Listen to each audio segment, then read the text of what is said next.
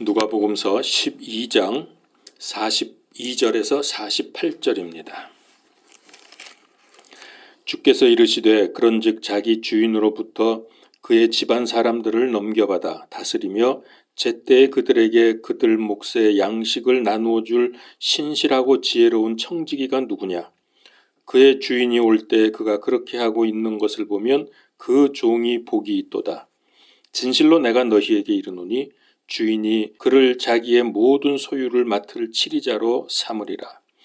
그러나 그 종이 마음속으로 이르기를 내 주인이 오는 것을 늦추시는구나 하며 남종과 여종들을 때리고 먹고 마시고 취하기 시작하면 그가 그를 기다리지 않는 날 그가 알지 못하는 시각에 그 종의 주인이 와서 그를 잘라내고 믿지 않는 자들과 함께할 그의 몫을 그에게 지정하리라. 자기 주인의 뜻을 알고도 자기를 예비하지 아니하고 주인의 뜻을 행하지 아니한 그 종은 채찍을 많이 맞되 알지 못하고 채찍 맞을 일들을 한 자는 적게 맞으리라. 누구든지 많이 받은 자에게는 사람들이 많이 요구할 것이요 사람들이 많이 맡긴 자에게는 더 많이 달라고 하리라. 아멘. 창립 10주년이 넘은 중소기업이 있었습니다. 그동안에 사장하고 직원들이 한 가족처럼 열심히 일을 해서 괄목할 만한 성장을 이루어냈습니다. 그런데 어느 땐가 사장이 볼 때에 창조적인 열심을 가지고 일하던 이 직원들이 이제는 매너리즘에 빠져서 웬만큼 늘 하던 일이나 하고 그렇게 회사 일을 하고 있는 것을 보게 됩니다. 한마디로 말하면 무사안일주의에 빠진 거죠. 그러는 중에 경쟁 회사들이 늘어나고 또 세상의 환경이 바뀌면서 상당히 문제의식을 갖게 됩니다. 적절한 대응을 하지 못하고 있다는 생각을 사장이 하게 되었고 위기감을 갖게 되었습니다. 그래서 사장이 여러 가지 방법을 동원을 해서 직원들을 일깨우려고 이제 우리가 좀 더 열심을 가지고 창조적인 생각을 가지고 주인의식으로 일을 해야 한다는 것을 계속 역설을 했습니다. 그러나 직원들은 요지부동입니다. 직원들 중에 아주 소수의 사람들만 현실을 직시하고 사장의 의중을 읽고 노력을 하지만은 그것 가지고는 역부족이었습니다. 그래서 드디어 사장이 참신하고 열성 있는 직원들을 새로 뽑기로 했습니다. 그래서 소수의 기존 직원들과 신입 사원들이 정열과 힘을 합쳐서 회사에 활기를 불어넣으면서 긍정적인 방향으로 다시 회사가 나아가기 시작을 했습니다. 그러니까 본래 있던 직원들이 불평하기 시작합니다. 사장이 창립 멤버인 자기들을 도외시한다고 생각을 하면서 굴러온 돌이 박힌 돌을 밀어낸다면서 조직적으로 불만 세력을 키워나갔습니다. 그래서 이 회사는 지금 안팎으로 존립의 위기에 봉착하게 되었습니다. 여러분, 이런 이야기는 쉽게 들을 수 있는 내용이죠. 이게 단지 회사 이야기만이 아닙니다. 예수님 당시에 바리새인들과 사두개인들과 예수님의 제자들과 초대 그리스도인들 이 둘 사이에 갈등이 있었습니다. 비슷한 상황이죠. 세상 사람들이 모이는 곳이면 어디나 일어날 수 있는 일이기도 합니다. 그런데 문제는 교회도 예외가 아니라는 겁니다. 그래서 모든 목사님들은 교회에서 적지 않게 일어나는 이런 일들을 늘 염두에 두면서 조심을 하고 있습니다. 정리를 하면은 보수파와 개혁파, 우리 교회적인 표현을 하게 되면은 오랜 교인들 중에 수구파와 개혁적인 신진 열성파, 이 둘의 대립과 갈등이 어느 그룹이나 있다는 겁니다. 교회에서는 그러면 안 되는데도 기득권 세력하고 또 신진 세력의 갈등은 거의 다 있습니다. 세상 단체이든지 교회이든지 일단 문제가 생긴 후에 수습하고 회복하려고 하면 몹시 힘듭니다. 그래서 문제가 생기기 전에 구성원들이 주인의식을 가지고 서로 협조하고 전진해 나아가는 것, 이것이 아주 중요합니다. 우리 교회는 워낙 작기 때문에 아직 이런 문제는 없지만은 이제 점차 커지면은 미처 눈치채기 전에 이런저런 문제들이 속으로 골마지다가 어느 때 겉으로 드러나기 시작하면 그때는 이미 늦은 상황이 되어버립니다. 사장이 아무리 방방 떠도 직원들이 지금 이만하면 먹고 살만한데 왜 저래 하는 시기라고 하면 성장은커녕 경쟁에서 도태되고 말 겁니다. 우리가 믿음 생활을 한다면서 그저 교회 다니고 성도의 교제 이상 별 의미를 못 느낀다든지 그저 그 정도로 만족한다고 하면 교회에는 소망이 없습니다. 교회는 늘 새로움이 있어야 됩니다.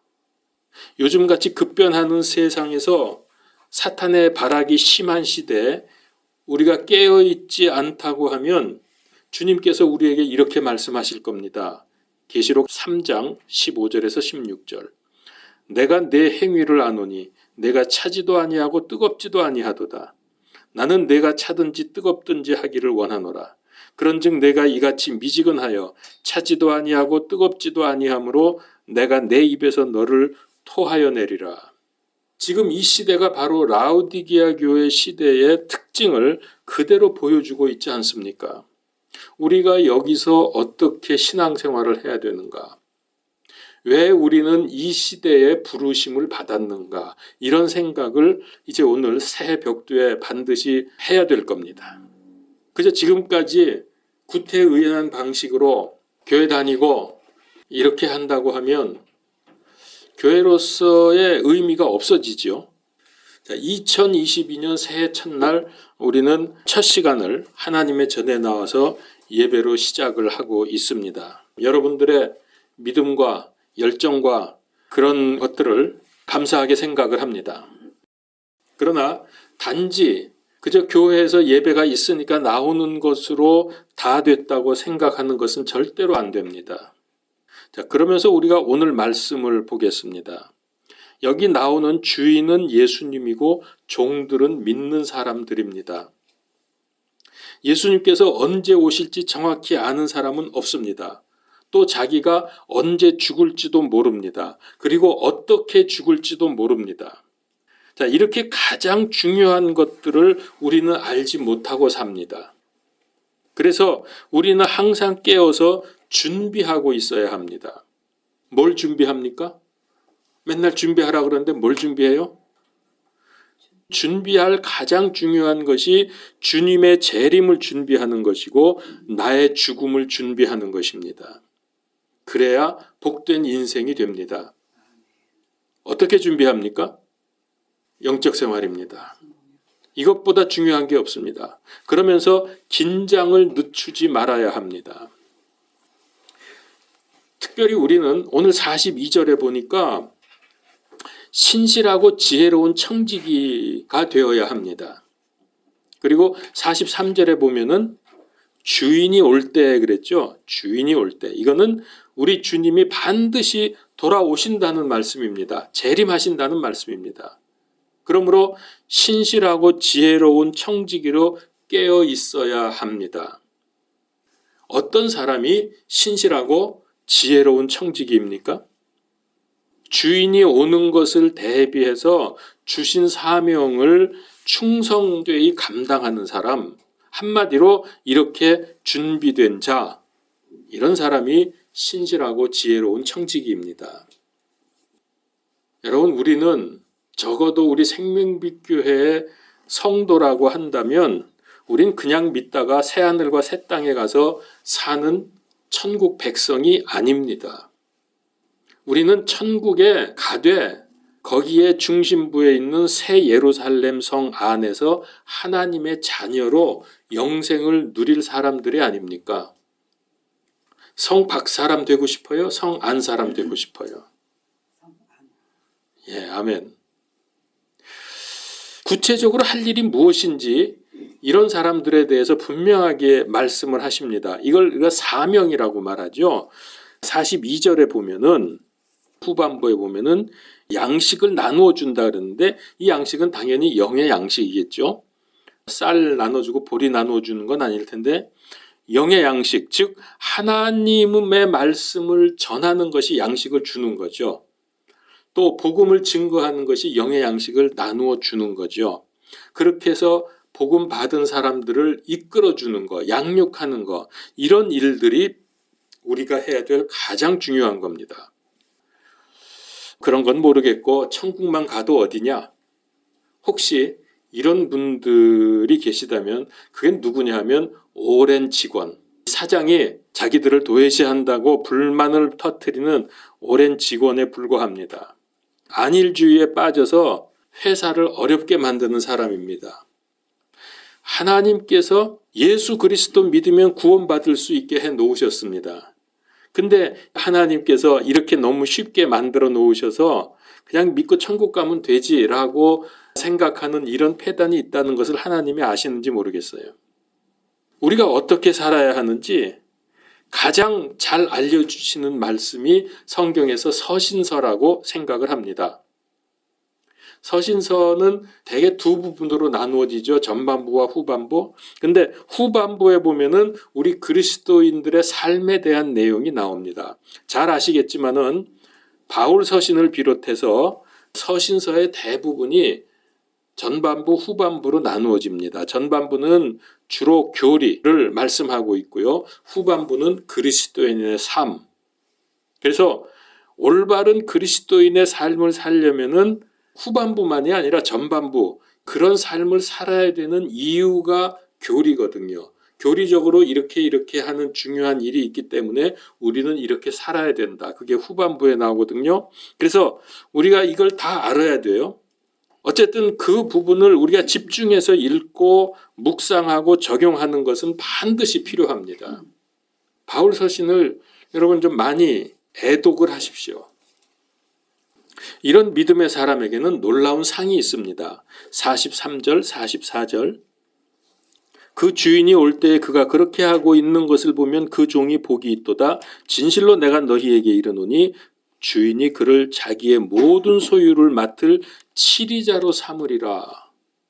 얼마나 놀라운 축복입니까? 하나님의 모든 것을 맡아서 주장할 수 있는 치리자가 된다. 반면에 악하고 게으르고 어리석은 청지기도 있습니다. 45절에서 쭉 48절까지 나오는데요. 45절을 보죠. 그러나 그 종이 마음속으로 이르기를 내 주인이 오는 것을 늦추시는구나 하며 남종과 여종들을 때리고 먹고 마시고 취하기 시작하면, 자, 믿는 사람이면서도 방탕하고 세상에 취해서 사는 사람들, 그러면 어찌 됩니까? 46절에 어찌 되는지 나와요. 보십시다. 그가 그를 기다리지 않는 날 그가 알지 못하는 시각에 그 종의 주인이 와서 그를 잘라내고 믿지 않는 자들과 함께할 그의 목을 그에게 지정하리라. 그러니까 불신자 같은 그런 고통을 받아야 돼요. 그리고 47절 채찍에 맞는다 그랬어요. 채찍에 맞아.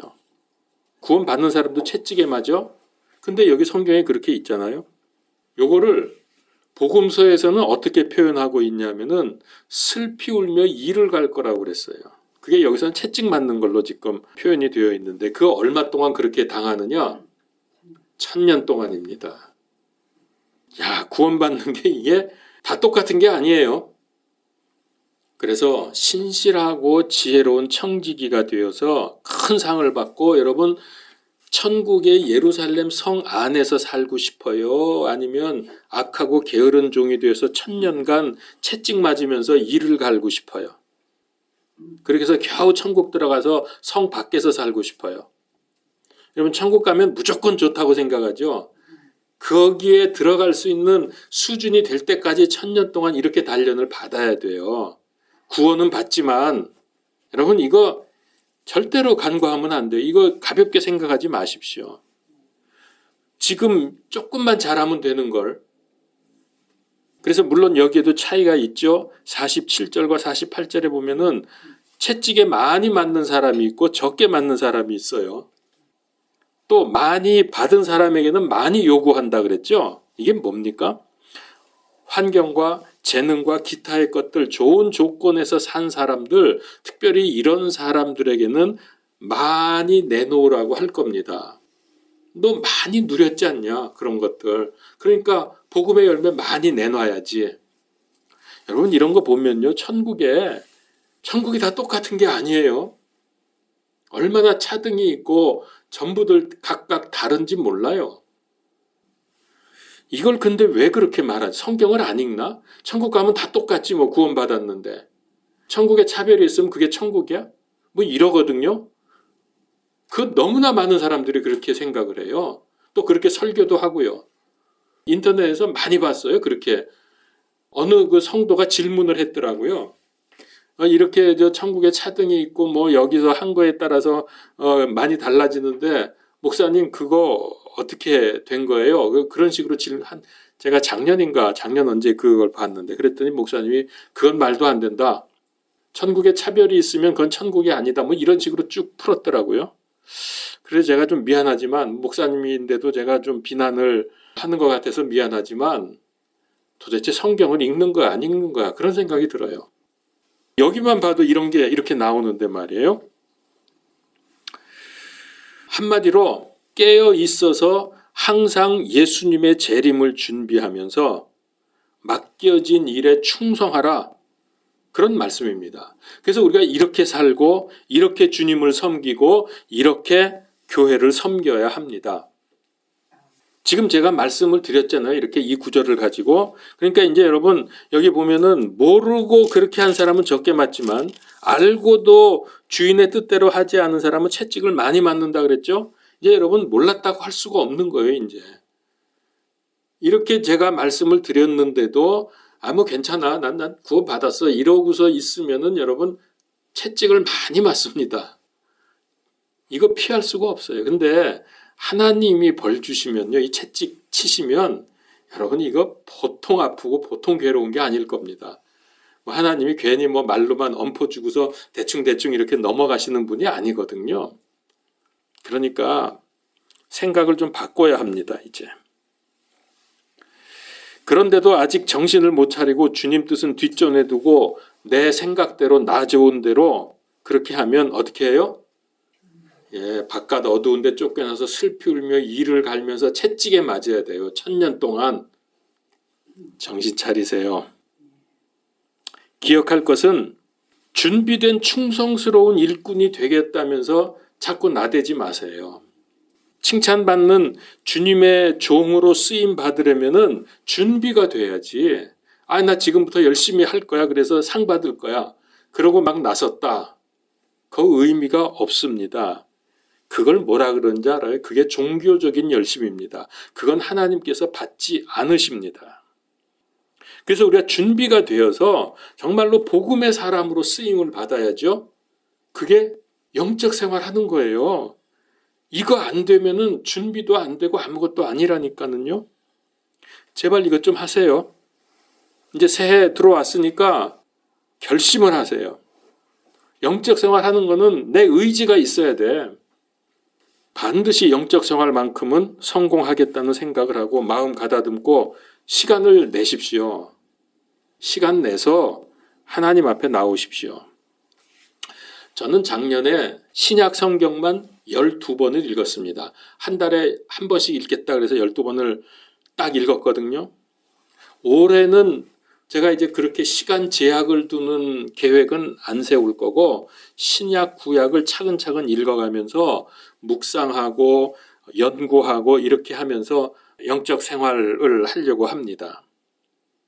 근데 이제 그렇게 하면은 시간이 어느 부분에 가다 걸리면 무한정으로 들 때가 있거든요. 그래서 금년에 신구약 한 번 읽겠다. 이것이 안 될 수도 있어요. 물론 그 이상 될 수도 있겠지만 그래서 제가 시간을 정하지 않고 그저 차근차근 말씀을 묵상하고 연구하겠다. 지금 이렇게 생각을 합니다. 영적 생활을 위한 계획을 세우십시오. 그리고 반드시 달성하십시오. 이거 안 되면 뭐 세상에서 일 열심히 하고 돈 벌고 공부하고 직장 다니고 의미가 없다니까요. 하나님 앞에서 아무 의미가 없어. 기왕에 우리가 남은 시간 이게 살려면은 하나님께 칭찬받고 상 받는 인생을 살아야지. 아무 쓸데없는 의미 없는 식으로 살면 뭐해요? 하나님께서 우리에게 주신 시간과 정열과 에너지와 관심, 돈, 이거 올바르게 사용하고 올바르게 투자하십시오. 어떻게 하면 올바르게 사용하고 투자하는 겁니까? 복음에 투자하십시오. 복음에 사용하십시오. 특별히 지금은 마지막 때라서 시간과 기회를 놓치면 나중에 크게 후회할 것입니다.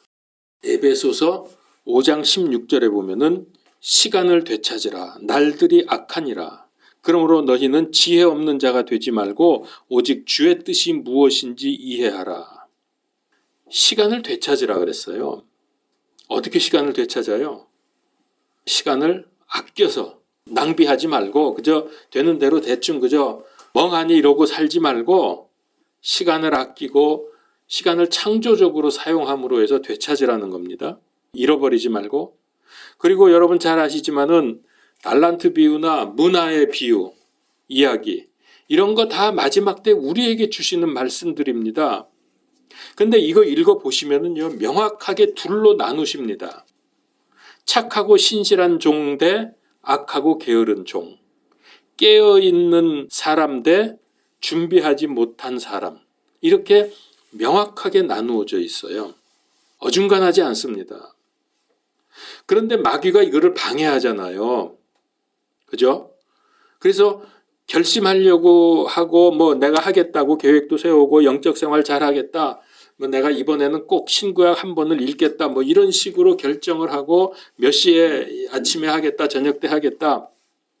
근데 그런 마음을 무너뜨리려고 마귀가 역사를 하거든요. 그러면서 여러 가지 방법으로 공격을 해옵니다. 근데 제가 보니까 가장 일반적이고 효과적인 마귀의 공격이 뭐냐면 가정 불화입니다. 특별히 남편을 통해서 공격을 해오죠. 정말 마음 먹었는데 한순간 마음 먹자마자 그냥 확 무너져 버려요. 한숨이 푹푹 나오네요. 근데 여기에 지든지 여기에 묶여서 힘들어만 하고 있으면 그게 마귀에게 당하는 겁니다. 이게 제일 힘든 일이거든요, 우리에게. 자, 그러면 우리는 어떻게 해야 되느냐? 오히려 믿음으로 적극적인 전진을 하면서 마귀를 대적하십시오. 그러면 마귀는 도망갑니다. 야고보서 4장 7절 하나님께 복종하라. 마귀를 대적하라. 그러면 그가 너희에게서 도망하리라.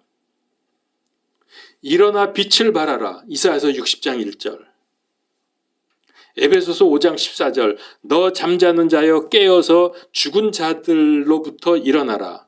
그러면 그리스도께서 내게 빛을 비추시리라. 자, 성경은 뭐라고 말합니까? 그럴 때는 일어나서 빛을 발해야 됩니다. 내가 깨어서 그 죽은 자들, 이 죽은 자들이 누구예요? 가정을 이야기하면 가족 중에 불신자들, 그 영적으로 죽은 자들 아닙니까? 거기로부터 일어나라. 그러면 그리스도께서 내게 빛을 비추시리라. 빛을 비추라는 말씀을 반복하고 계십니다. 지금의 상황, 또 남편 문제, 자식 문제, 거기서 깨어나십시오. 이제 거기에 붙들려 가지고 거기서 헤매고 그러지 말고 죽은 자들로부터 일어나십시오. 그러면 그리스도께서 빛을 비추어 주신다고 약속하셨습니다. 이 빛이 무슨 빛입니까? 생명빛, 그렇죠. 은혜의 빛, 능력의 빛. 그러니까 거기에 매여 있으면 우리는 정말 그걸 뭐라 그래요? 힘 못 쓰고 거기에 묶여 있는 거예요. 계속 힘들어만 하면서 화만 내면서. 그러지 말고 담대히 그거 떨쳐버리고 일어나라. 인생 문제, 가정 문제 등 이런 것들은 하나님께서 해결해 주시도록 내가 거기서 붙들고 해결하려고 그러지 말고 하나님께서 해결해 주시도록 기도하면서 맡겨버리십시오. 특별히 가정 문제, 이 고약한 남편들 문제. 사실은 자기 문제인지도 몰라. 남편만 탓하지. 아이고 참. 믿음의 자세를 견지하면서 할 수 있는 대로 잘 대해주세요. 그러면서 그냥 거기 붙어서 있지 말고 한 걸음 떼어서 대하십시오. 그러면 오히려 내 마음이 열리고 여유가 생깁니다. 여러분 그런 경험 있지 않습니까? 옆집 사람은 아무리 뭐라 그러고 나쁜 짓 해도 그냥 아이고 저런 놈 넘겨버리는데 이 집안에서 가족들이 그런 짓 하면은 그건 못 봐주잖아요. 우리가 화가 나가지고. 그거 왜 그래요? 가족이니까 안 되는 거예요. 옆집 사람은 왜 돼? 한 걸음 떨어져 있거든. 좀 거리가 있거든. 우리가 그렇게 해야 돼요. 그러냐 같이 맞붙어가지고 네가 맞냐 내가 맞냐 너 왜 그래? 왜 너밖에 몰라? 나도 힘들어. 그래 너 잘났다. 맨날 이러면서 거기서 붙어 있지 말고요. 그렇게 들이대면 문제는 해결되지 않습니다. 다시 말하지만은 한 걸음 떼어놓고 바라보는 마음으로 대하게 되면 내가 여유가 생깁니다. 그렇게 대하면 상대방도 달라져요. 내가 이렇게 하면 분명히 싸우자고 덤벼들 줄 알았는데 그냥 씩 웃고 말고 그냥 넘어가네. 이러면 이제 생각이 달라지는 거죠. 계속 그런 식으로 자기도 하면은 자기가 좁쌀이 되니까 안 되겠다 싶으면 이제 좀 달라지는 거죠. 나를 지금까지 맡고 있던 이 문제를 가지고 한 걸음 떼어서 대하긴 그러지만은 나는 진지하게 기도해야 합니다. 왜 기도해야 돼요? 내가 그 문제에 달라붙어서 해결하려고 저 인간 변화시키려고 해서는 안 되죠. 한 걸음 물러서서 하나님께 맡기라는 겁니다. 하나님께서 적극적으로 개입하셔서 해결해 주시도록 나는 물러서는 자세를 취하라는 겁니다. 저는 올해 우리 교회에 두 가지의 관심을 갖고 기도하고 설교를 하려고 합니다. 하나는 우리 교회 모든 성도님들이 예수님으로부터 쓰임받기 위한 준비된 일꾼 되기. 두 번째, 이거를 방해하는 가정 문제의 해결, 가정 복음화, 가정 예배, 가정 교회가 세워지기. 이 두 가지입니다. 저는 이 두 가지로 올해 집중을 해보려고 합니다. 사실은 첫 번째 거죠. 내가 쓰임받는 일꾼이 돼야 되는데 이걸 자꾸 뒤에서 못하게 끌어잡아 다니니까 이게 해결이 돼야 되거든요. 그거는 하나님께 맡기라는 거예요. 우리에게 변화가 일어나려고 하면 우리가 해야 될 가장 핵심은 뭐라고요? 예수님은 그리스도, 예수님은 하나님, 예수님은 나의 구원자. 이거를 정확히 알고 믿는 것, 그리고 이 복음을 누리는 것, 그러기 위해서 영적 생활하는 것. 아는 것과 누리는 것, 믿는 것과 삶에 적용하는 것은 다르다 그랬죠. 별개라고 했죠. 제가 작년 마지막 때 말씀을 드렸습니다. 누림까지 와야 됩니다. 여러분 반드시 될 겁니다. 왜냐하면 제가 기도하기 때문에. 여러분도 기도할 것이기 때문에. 아무리 생각해도 우리 집안은 안 돼. 딴 집안은 몰라도 우리 집안만은 안 돼. 라고 생각될 때 그것이 마귀가 주는 생각이라고 눈치채시기를 바랍니다. 안 되긴 왜 안 돼? 하나님이 그렇게 무능해요? 된다니까? 그러니까 우리가 기도하죠. 제가 작년 마지막 주일에 여러분 무슨 설교했는지 기억하십니까?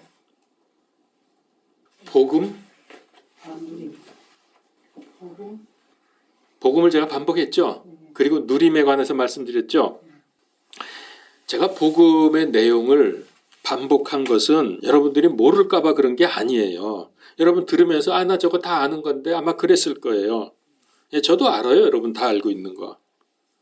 그러나 복음이 지식이 아니라 복음이 누려져야 하기 때문에, 그런데 복음을 누리도록 누가 해줄 수가 없어요. 복음 누리는 거는 자기 몫입니다.